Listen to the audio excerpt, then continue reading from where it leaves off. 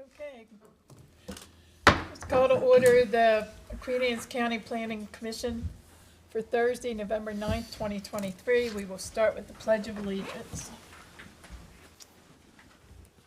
I pledge allegiance to the flag of the United States of America and to the republic for which it stands, one nation, under God, indivisible, with liberty and justice for all.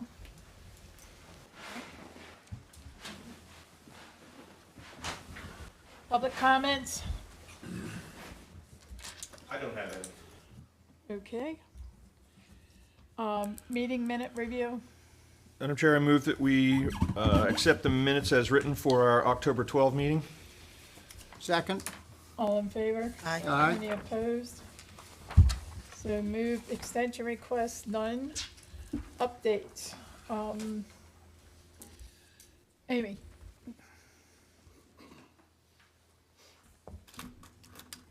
Morning, award-winning Planning Commission members. I'm Amy Mordock, I'm the Planning Director. And your first update, we had referenced at our last meeting, and that is the proposal to add a correspondence and testimony protocol to your bylaws. We had asked Planning Attorney Chris Drummond to research the impact of standing as relates testimony and correspondence in a digital world, which he did. And Sharon Brinster guided the drafting of these protocols based on those legal findings. And these protocols, if you are inclined to enact them, will help us to better manage all of your correspondence. The correspondence that comes in prior to your meetings when we send your packets out for review. You recently received a letter from one of the incorporated towns.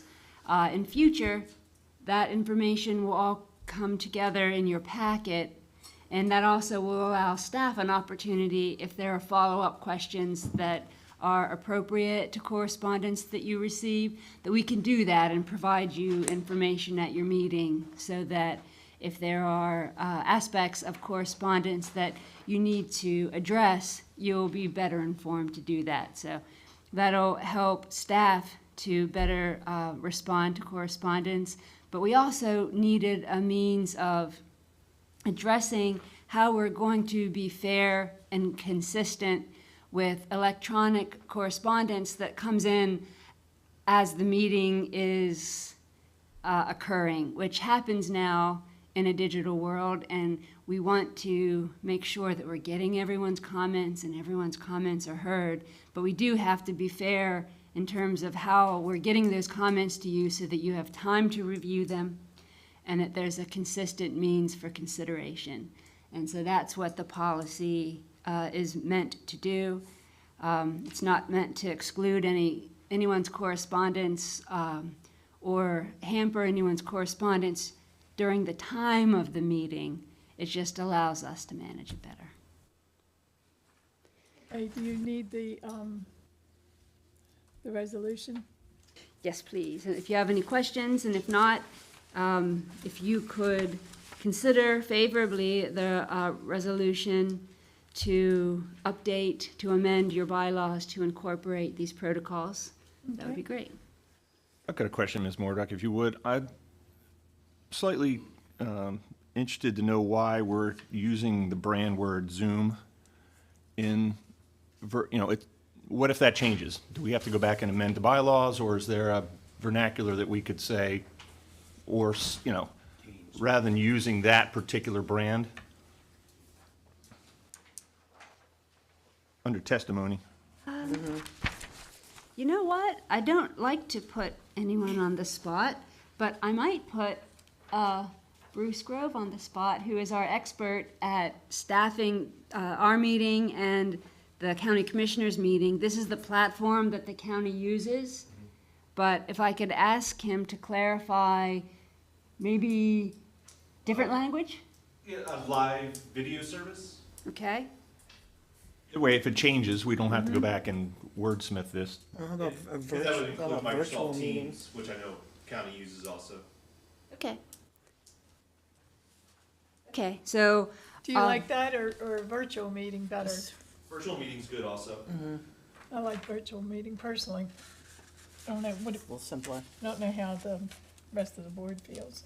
I think it's easier to understand. so speakers who, and what we're talking about is in the document that you received, which would become, an addition to Article 4, which includes hearings, the procedures for hearings. Section 5 would be a new section under our hearings article. And we would be talking about B. Section A refers to correspondence. Section B refers to testimony.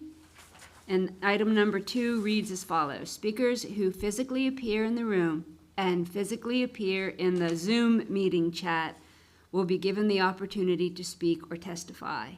So we're looking to change that to speakers who physically appear in the meeting room and physically appear in the Virtual, virtual meeting room. That sounds good. No, the virtual should be up at the first meeting room. Then it would cover both. Speakers who physically appear in the virtual meeting room and physically appear in the meeting chat room will be given the opportunity. Speakers who physically appear in the virtual meeting room. Okay, Is that all right? mm-hmm, And you don't need it the second time. okay. Now, should we strike Strike Zoom, Zoom. Strike Zoom. follow, in the paragraphs that follow? Where it's mentioned? Is it- Like was it in mentioned? Oh, appeals, was it's mentioned mentioned again. next to reasonable agency in the third paragraph of legal standing. I mean, I just, Legal don't wanna- standing one is probably fine because that was research. It's in the third paragraph on the second page.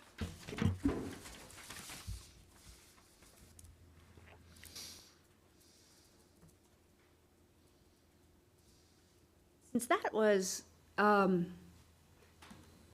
legal opinion that Chris Drummond put forward, I'm reluctant to change his drafting, although Sharon, if you can look at that sentence and contemplate intent, I don't know that it was his intent to simply specify Zoom. Do our bylaws allow for electronic voting?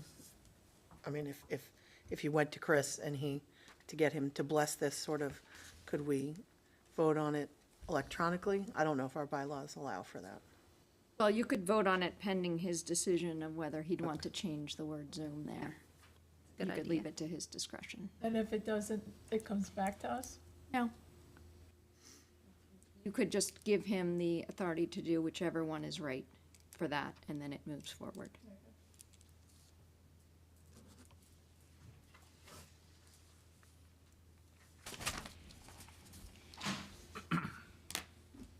That would be conditioned on Chris Drummond's approval to alter that reference. Okay. From Zoom to virtual. Yeah, we can do it easily in B and C. I don't have a problem with that, but since that was his legal opinion, I'd hate to change his words without checking.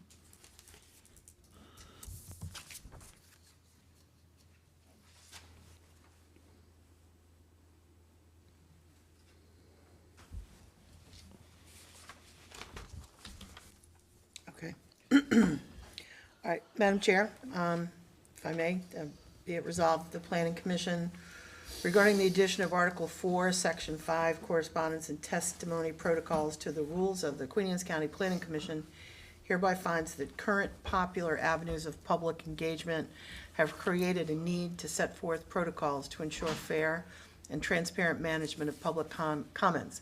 The Planning Commission hereby amends the rules of the Queen Anne's County Planning Commission to include Article 4, Section 5, correspondence and testimony protocols conditioned upon Mr. Drummond's approval of language changes made this day. Second? All in favor? Aye. Any opposed? So moved. Okay, legislation and legal matters. Yes, I have a semi-long list, and I'll update you on a few items.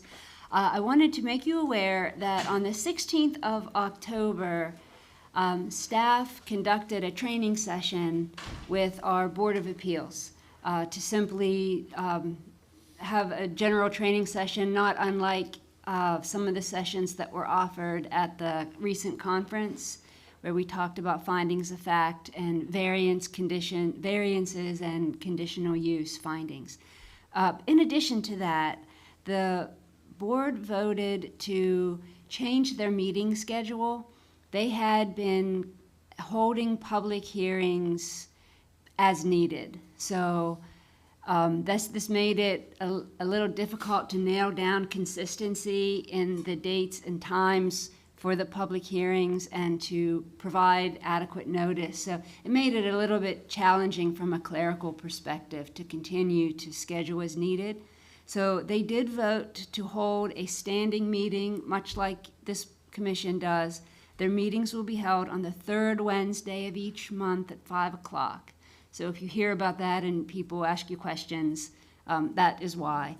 They looked to cap their agendas to 4, but that they have the discretion to add items to their agenda. It's just that often Board of Appeals agendas and public hearings are more complicated because they're often conditional uses, but if there are simple setback variances, which aren't as time-consuming or complicated, the board wanted to have that discretion to schedule more than 4 if they could best serve the community by holding. When did you say the meeting was?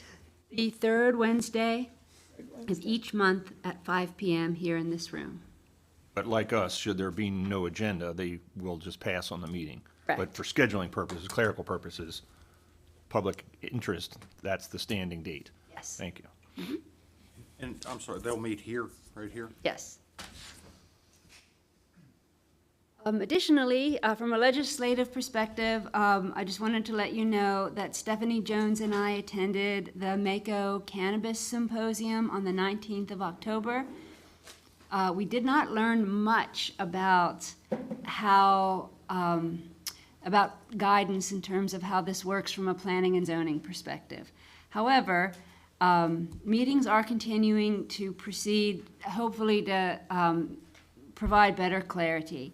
But for now, you will be seeing a survey, and I just got word of this today, so forgive me for reading out loud to you, but I don't want to misrepresent it. But you will be seeing a survey that is looking for community feedback on some of the items related to the Cannabis Reform Act. So during the 2023 legislative session, the Assembly passed the Cannabis Reform Act.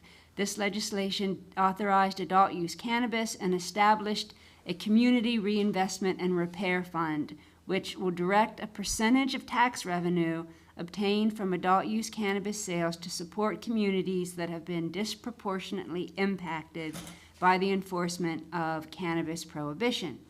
Each county, along with Baltimore City, has the responsibility to develop its own process for utilizing these funds.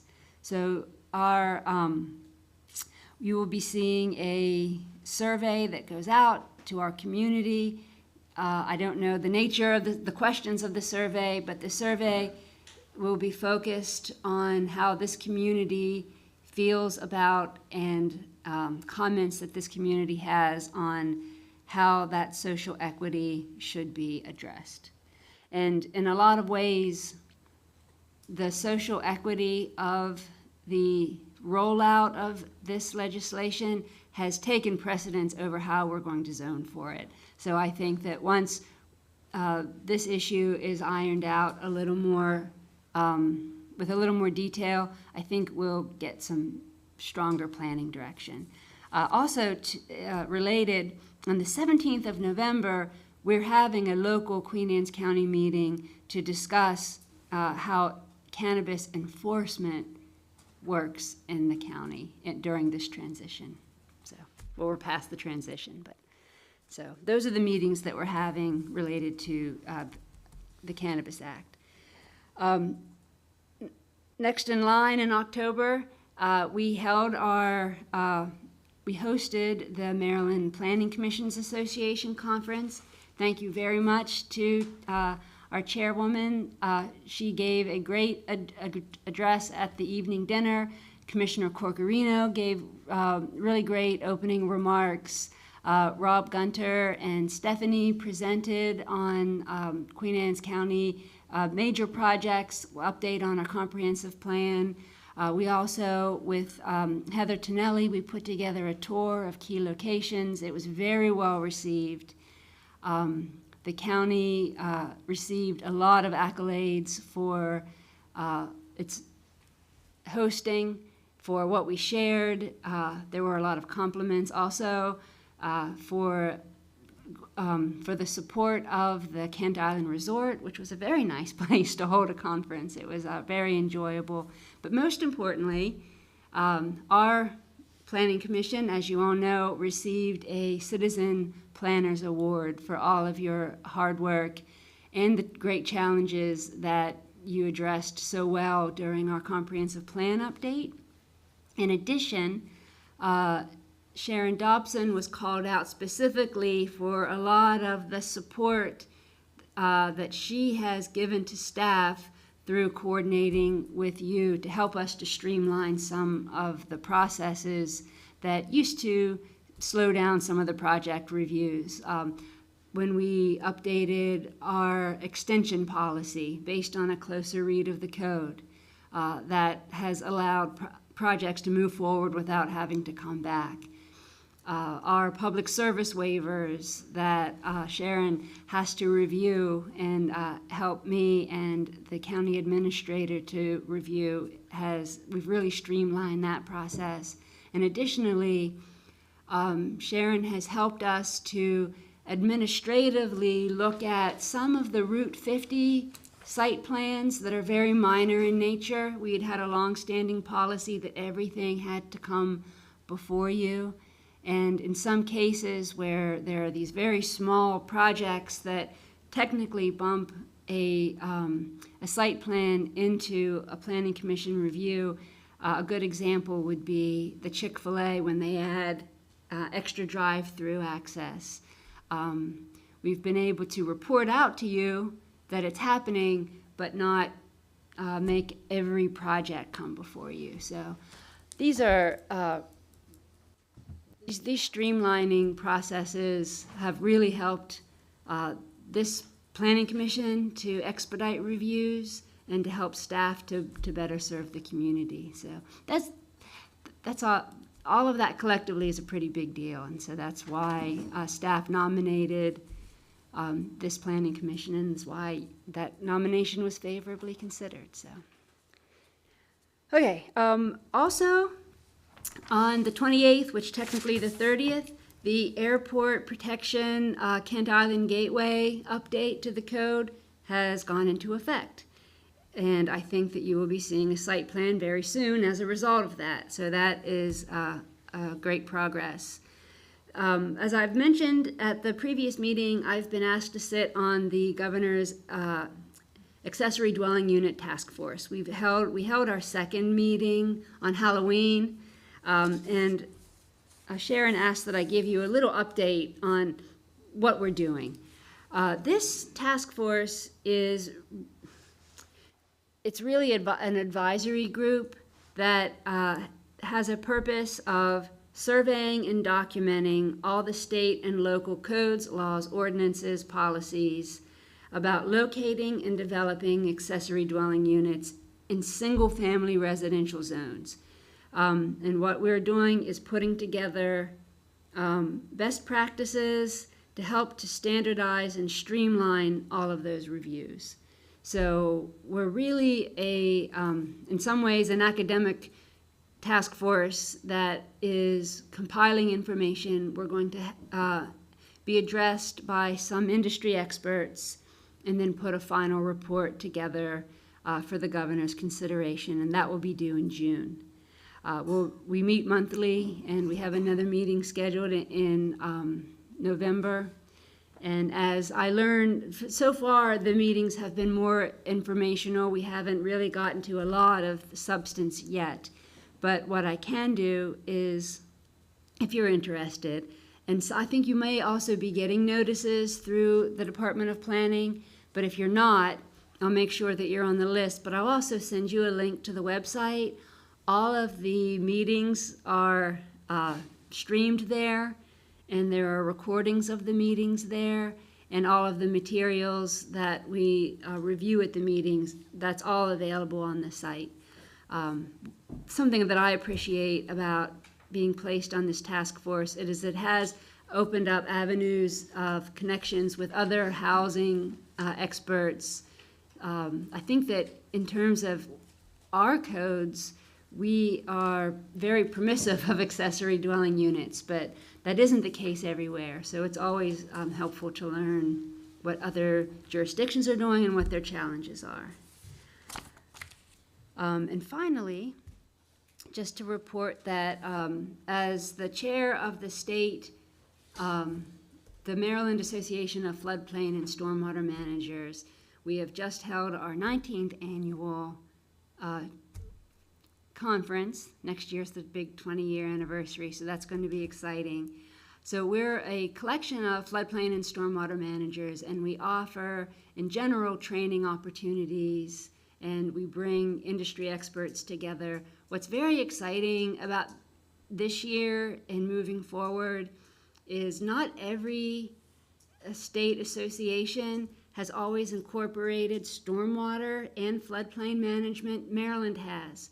A lot of these associations are floodplain manager associations, but with the clear impacts of climate change and sea level rise and the challenges of nuisance flooding, the state is really looking to address floodplain and stormwater management collectively.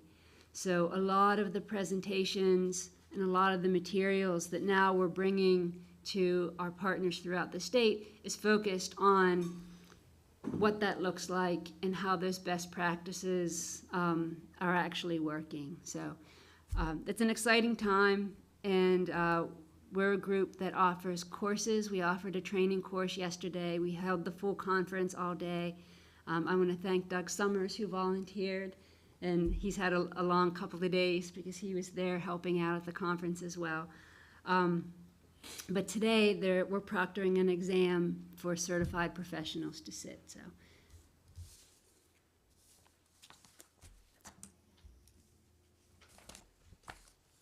Okay, miscellaneous staff items. That was all of it.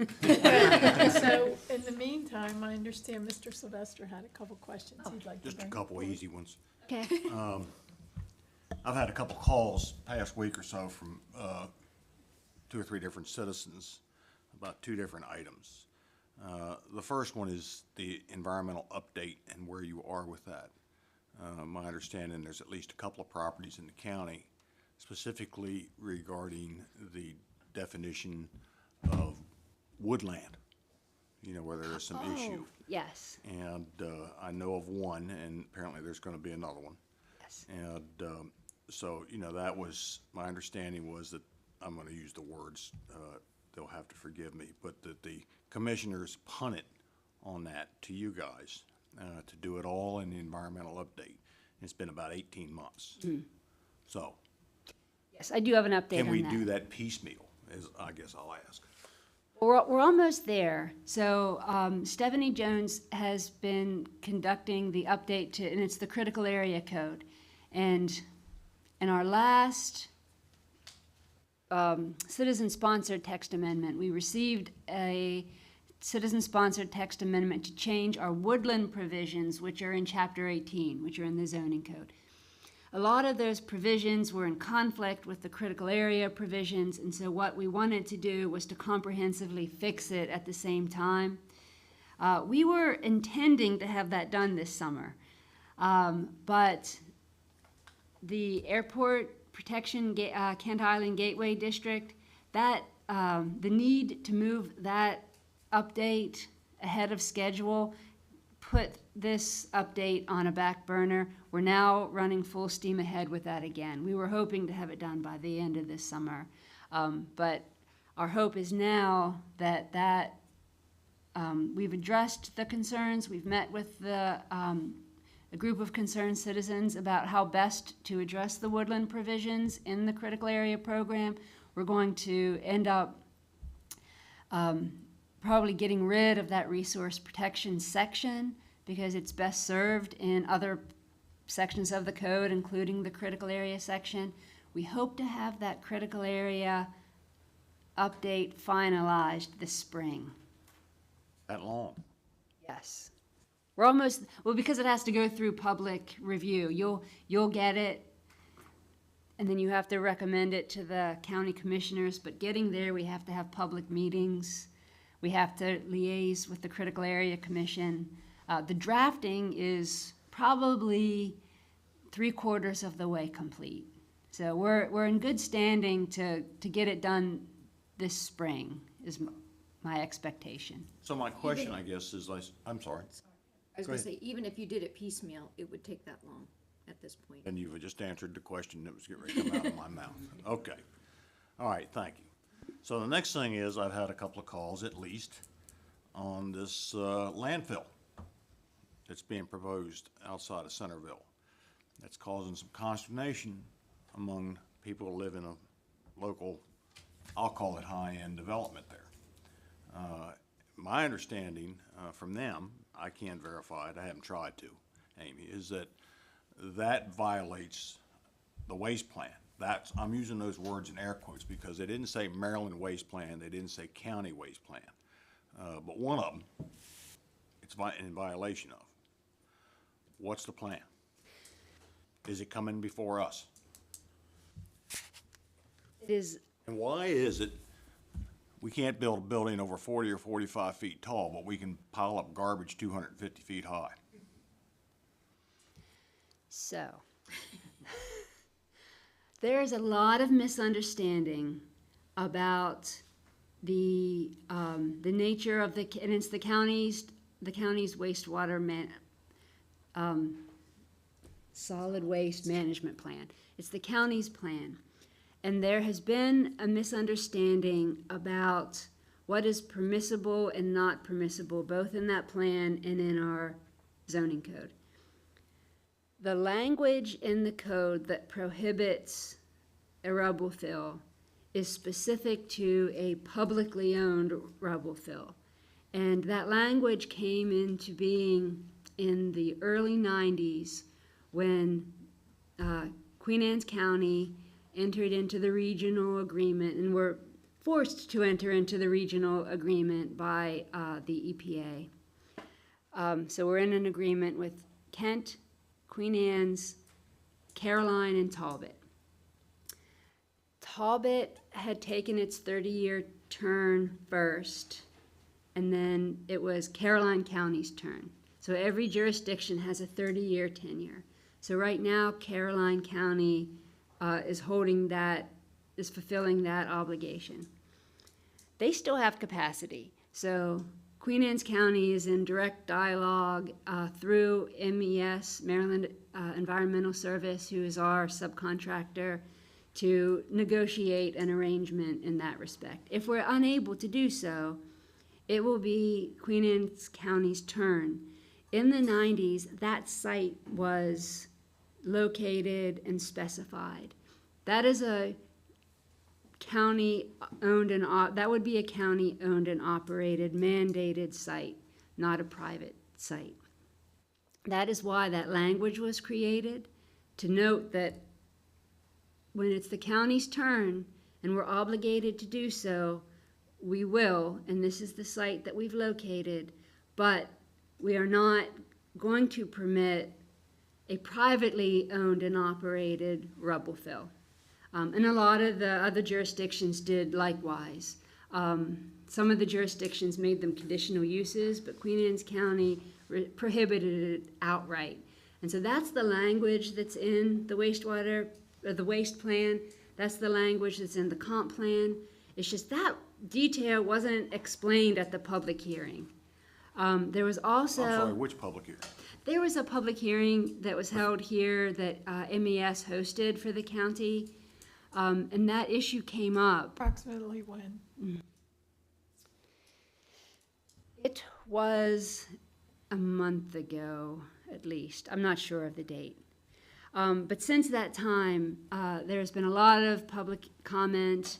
There's been a Public Information Act request, and the county's responding. So I feel like I've gotten out ahead of it a little bit, but since you asked, there's also been a question about, there's language in the plan that also specifies that a public service waiver would be an appropriate channel for this project to move forward. And so there have been questions and allegations made that such a waiver has not been given, therefore this use is not sanctified. So I have two comments about that. One, in the 90s, when this site was selected and area subdivisions did occur that were adjacent, there were plat notes that specified future site. So the county was proactive in making sure that it was known from a land use perspective and from a real property perspective that this is a future use. Public service waivers are not applied for or reviewed until such time as permits are given and applicants are ready to move forward with the site plan. So, and as Sharon knows very well, by the time we get to that level where there's a request for a public service waiver, we have a full-bodied plan in place that is ready for permitting. So this rubble site is still in a process of being reviewed and designed. It's not finalized. So we're just not at that stage where a public service waiver is on the table. And you can look forward to that. But what about the comment that was made to me, I believe, that it's a violation to do this within a certain number of feet from an existing well? And whether it's 1,500 feet or 2,500 feet, a large portion of that development. Now, I don't understand the difference between a development just across the old farmer other than political power. But, you know, is that true? That language is specific to the differentiation between the prohibited, privately owned, and the state-required landfill. That's where the misunderstanding is in the what is prohibited and what is really required of us to meet. Thank you. I'll refrain from being a smart aleck on that one. We're thankful. Thank you. And there are no miscellaneous staff items, correct? Thank you. That was sufficient for miscellaneous staff items, thank you. Okay, moving on. Projects, minor site plan. Who's doing this? Doug Summers. Yes, good morning. Doug Summers, planner with Queen Anne's County. Since this is the first time I've been before the board, I've been with the county since February of '22. This just happens to be my first project before this board, so now I'm off and running, so. Good. We are here for site plan 2304-0103 for Chesapeake Chef Services LLC. They're proposing site redevelopment to construct a 2,656 square foot building with associated parking and stormwater management areas to house a catering operation and what is determined to be a restaurant use in the urban commercial zoning district. They are requesting minor site plan approval. The location is in the southwest part of the county. It's on the north side of 50, just east of the Kent Narrows. More specifically, it's tax map 58D, parcel 654, 225 Sadler Road, and it's in Graysonville. And it's just east of the Royal Farm Store there in Graysonville. It is zoned urban commercial as noted. It is in the Graysonville growth area. It is in the entirely within the critical area with IDA designation. It also has some floodplain, the 100-year floodplain up there in the corner There's no other natural features on the site, such as wetlands or streams or steep slopes or anything. This is current site conditions. I believe it's been this way for quite some time. This is a view from Sadler Road. This is also how you see it from US 50. So as indicated in your packets, a use determination was made by the director for this project, as the proposal did not fit neatly under one use. It was determined that restaurant use was most clearly resembled what the operation was being proposed as. I confirmed with the applicant that they are looking to do such things as catering, deli. They're having prepared food takeout, I guess like a market, tasting room for their catering, butcher. There's cooking classes, meal delivery, training for restaurants, and a pizza truck on site, or mobile pizza truck.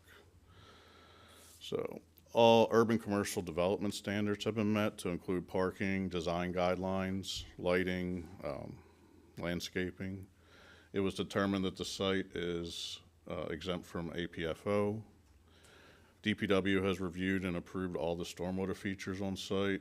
They include the submerged gravel wetland there in the northwest portion, and they also have flow-through planters along the sides of the building.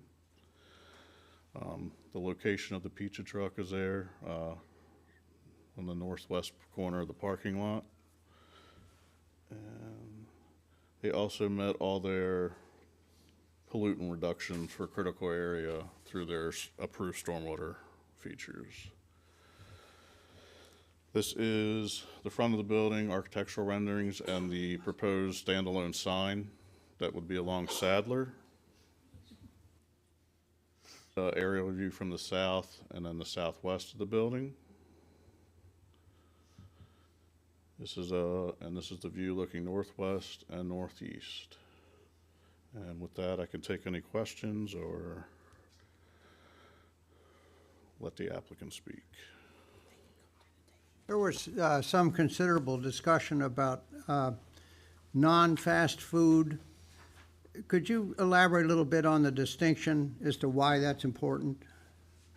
It had to do with required parking. They had proposed these 24 seats in the tasting room, and there's also some tables and chairs outside.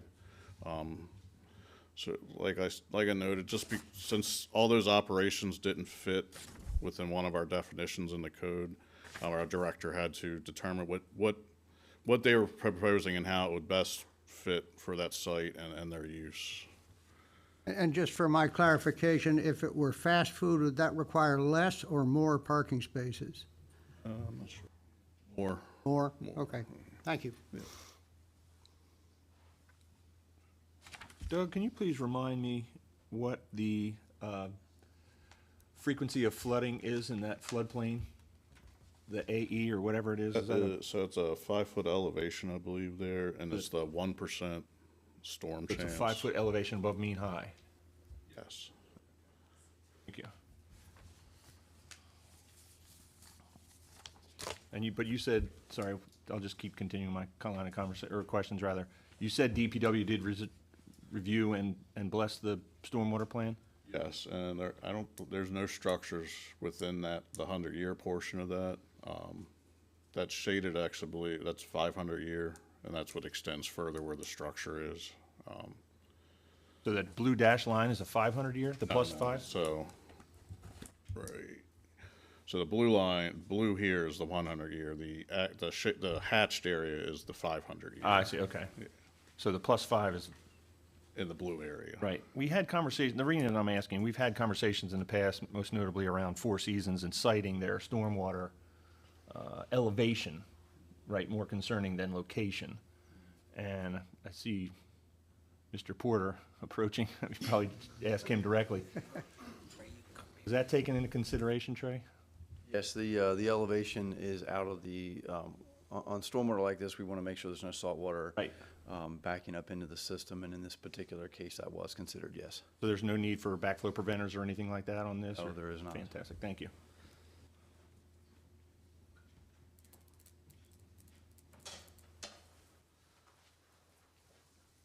Okay.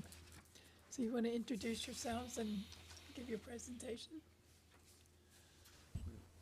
My name is David Strauss. I'm a principal with McCrone Engineering. My name is Chris Wilson. I'm the architect with Studio 50 Design. And I'm Kurt Peters, chef and owner of Chesapeake Chef Service. This is my first time before the Planning Commission here, so I'm not sure what kind of presentation that you're looking for. Short and sweet's great. Sure. So, Doug did a great job of summarizing the site design, and we met all the codes, and he was very thorough with his review and comments, and we've addressed those.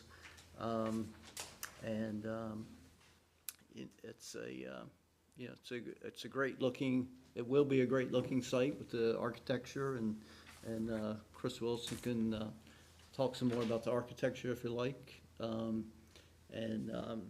Kurt Peter is here. He's the owner. He'll be running the catering service, and he can talk more about the use specifically if you would like. Sure. Yeah, so we've been in business since 2015, started off with kind of in-home fine dining, and this is going to be our new home base.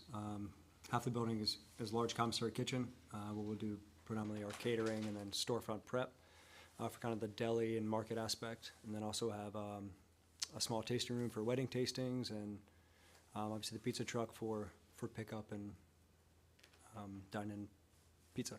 The pizza truck travels with his catering obligations, and the tasting room is specifically to have the clients who want to hire them for catering to taste the food, know what they're ordering.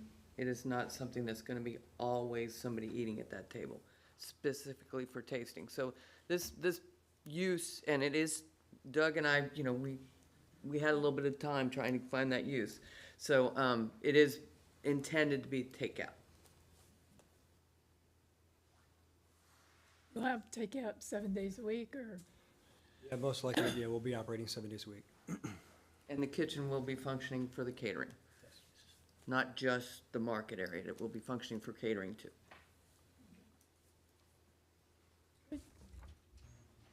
I'm looking forward to it personally. That's why you're asking.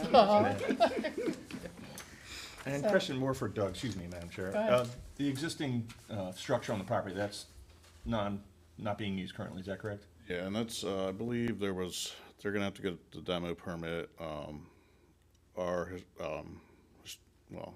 Rob Tracy also reviewed that. I think it was deemed a historical structure, but it's going away. There's holes in the roof and. Oh, yes. Yeah. But it's not currently being used? No. Right. No. I think the historical structure was just, Right. just the date, not any cultural significance. Right. So I think we need a resolution, right? Public comment? Public comment? No virtual. Okay, looks like there's none here either. So let's go with the resolution. Can I get someone? Madam Chair, may it be resolved that the Planning Commission regarding the request by Chesapeake Chef Services LLC for minor site plan approval for redevelopment of one parcel along Sadler Road to include the construction of one non-fast food restaurant with associated commercial food operations, and is more particularly described in Department of Planning and Zoning File SP number 23-04-0103. Hereby finds this minor site plan does meet all requirements of Chapter 18, will not substantially increase traffic hazards or safety concerns due to traffic generated by the proposed use, the location or orientation of curb cuts, or the layout of internal circulation.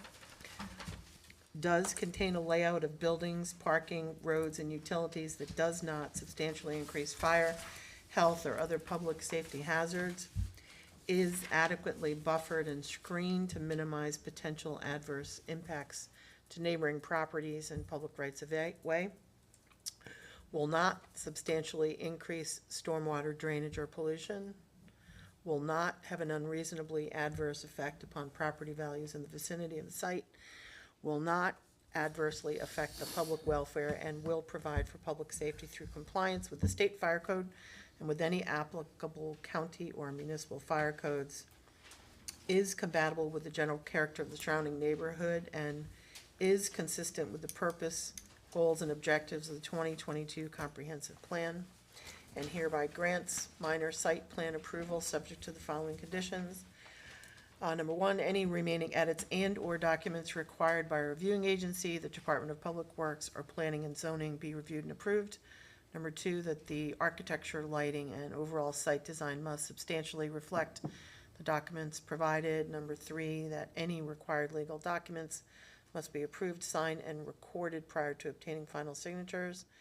Number four, all required bonds, sureties, review, and inspection fees must be submitted to the Department of Public Works and the Department of Planning and Zoning as appropriate. And number five, all required signatures must be obtained. Do I have a second? Second. All in favor? Aye. Any opposed? So be it. Congratulations. Thank you. We're gonna take a 5-minute break before we move on. That sounds good.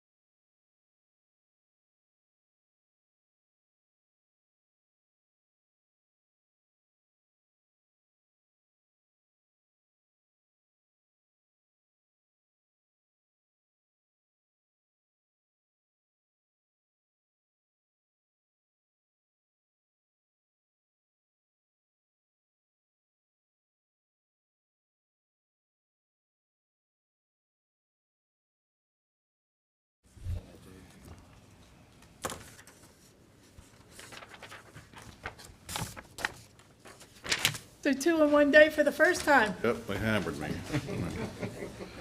Minor site plan? Yes. So, once again, Doug Summers, planner with Queen Anne's County. Here for file number 23-09-0110.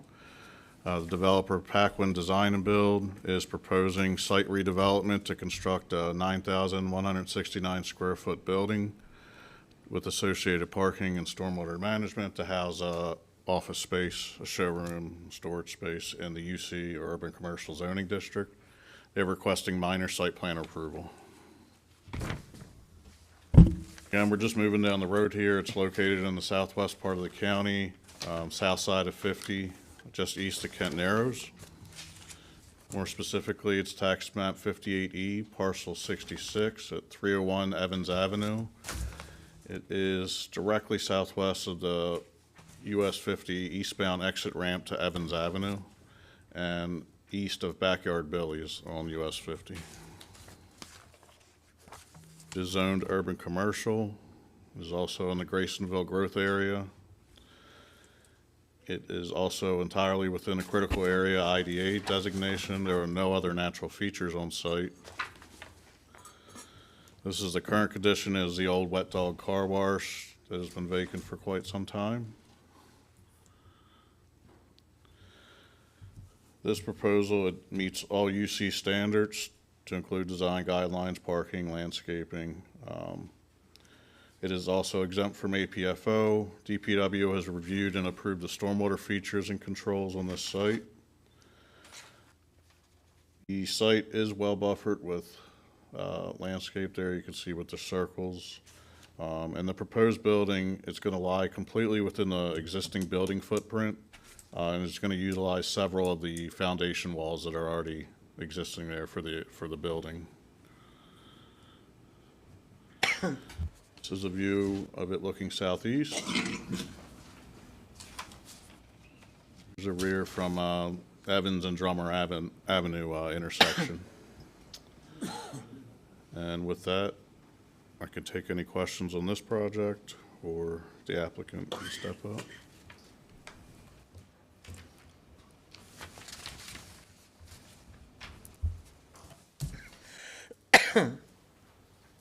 Morning. I am Lori Walter with Lane Engineering. I am a project manager and I am the design engineer on this project. Brett Paquin, owner of Paquin Design Build. This is a site project, three-story pole building that is proposed to be on a vacant lot that's located within the Graysonville growth area, a priority funding area, and an enterprise zone. The property is zoned urban commercial, and business professional offices meet that zoning requirement. The site is served by public sewer, and we are proposing to install stormwater management on a site that currently does not have stormwater management.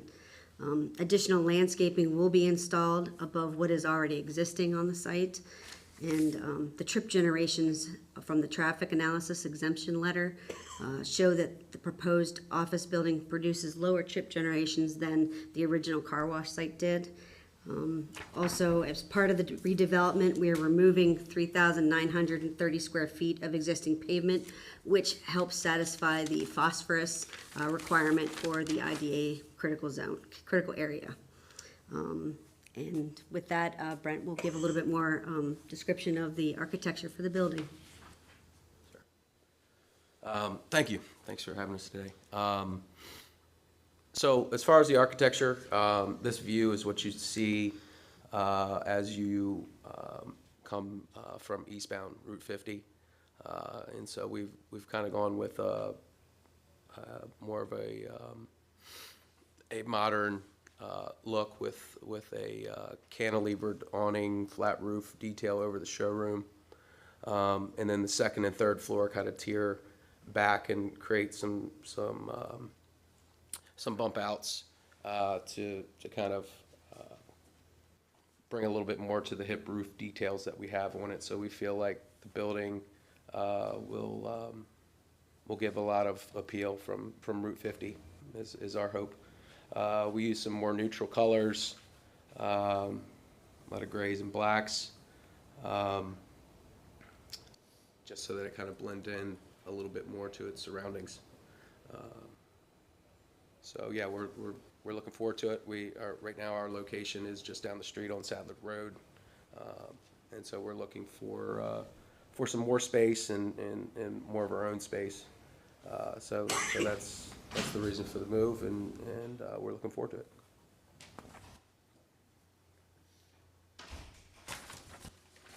Okay. We have any questions? I did not see anything on exterior lighting. Do you propose? We do. We have recessed lighting underneath the awning of that flat roof, and also on the 2-foot overhangs of the second and third floor, directly over all the window locations, small recessed lights. So it'll be down lighting. But nothing sort of in the parking lot? As of right now, no. Okay. There won't be a lot of nighttime use of the building.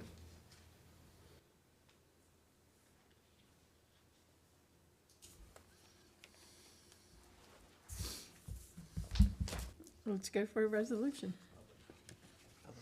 Oh, public comment.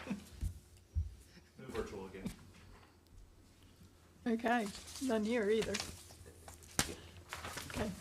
All right, Madam Chair, be it resolved that the Planning Commission regarding the request by Paquin Design Build LLC for minor site plan approval for redevelopment of one parcel along Evans Avenue to include the construction of one commercial office building, and as more particularly described in Department of Planning and Zoning File SP number 23-09-0110, hereby finds this minor site plan does meet all requirements of Chapter 18, will not substantially increase traffic hazards or safety concerns due to traffic generated by the proposed use, the location or orientation of curb cuts, or the layout of internal circulation. Does contain a layout of buildings, parking, roads, and utilities that does not substantially increase fire, health, or other public safety hazards, is adequately buffered and screened to minimize potential adverse impacts to neighboring properties and public right-of-ways, will not substantially increase stormwater drainage or pollution, will not have an unreasonably adverse effect upon property values in the vicinity of the site, will not adversely affect the public welfare, and will provide for public safety through compliance with the state fire code and with any applicable county or municipal fire codes, is compatible with the general character of the surrounding neighborhood, and is consistent with the purpose, goals, and objectives of the 2022 comprehensive plan, and hereby grants minor site approval subject to the following. Number one, any remaining edits and/or documents required by a reviewing agency, the Department of Public Works or Planning and Zoning, be reviewed and approved. Number two, architecture, lighting, and overall site design must substantially reflect the documents provided. Number three, any required legal documents must be approved, signed, and recorded prior to obtaining final signatures. Number four, all required bonds, sureties, review, and inspection fees must be submitted to the Department of Public Works and the Department of Planning and Zoning as appropriate. And number five, all required signatures must be obtained. Second. All in favor? Aye. Aye. Any opposed? So moved, and you did a very nice job. Thank you. Thank you all. You're welcome. Good luck. Okay, so public comments. No virtual. And nothing here, so I would like to entertain my favorite. Madam Chairman, I move we adjourn for the day. Can I get a second? Second? All in favor? Aye. Aye. So moved. Thank you.